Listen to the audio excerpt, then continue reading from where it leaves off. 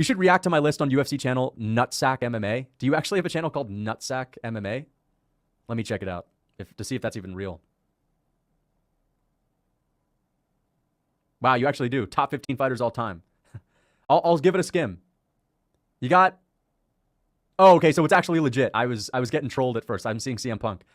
All right, I'll do a quick reaction. I'll look it up. I'll pull it up on screen in a minute.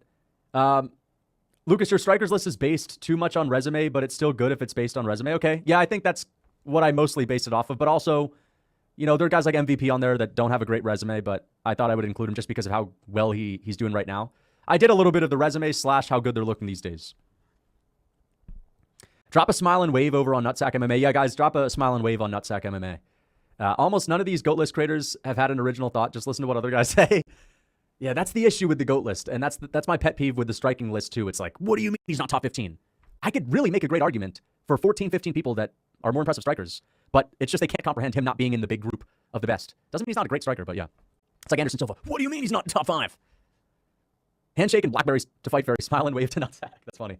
All right, yo, let's check out Nutsack MMA before we look at the Weasels list, just to see what his GOAT list is looking like. I'll be the judge of it.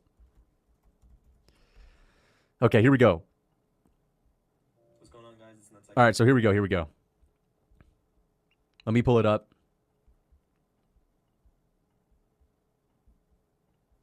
Hey, and we're back here today with a new video. This is going to be my top 15 UFC fighters. Yeah, guys, drop a smile and wave. UFC fighters in case someone asks why. On Nutsack MMA. To be honest, I wouldn't have Fedor here either way, but anyways, so seems like some Lil Yachty music in the background. The things that matter the most to me. All right. Let's. I'm not gonna watch the whole video right now. I'll actually check it out a bit off stream, but let's pull it up. Top 15, Dominic Cruz. You know what? Dominic Cruz is like the forgotten fighter on the GOAT list these days. That's a good take. That's a hardcore take. All right, Dominic Cruz. You know, casuals, they don't know what to do with Cruz. They're like, yeah, he's somewhere around the 25 spot, but it's actually a good take to have him in the top 15.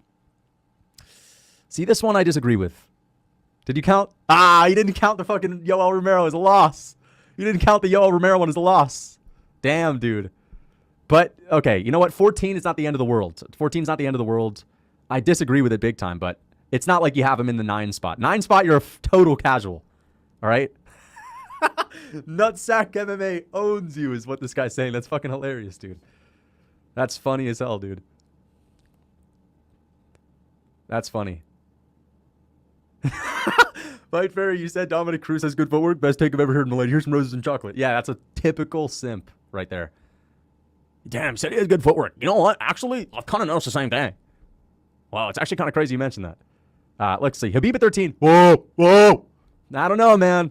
This is the modern day popular sort of take.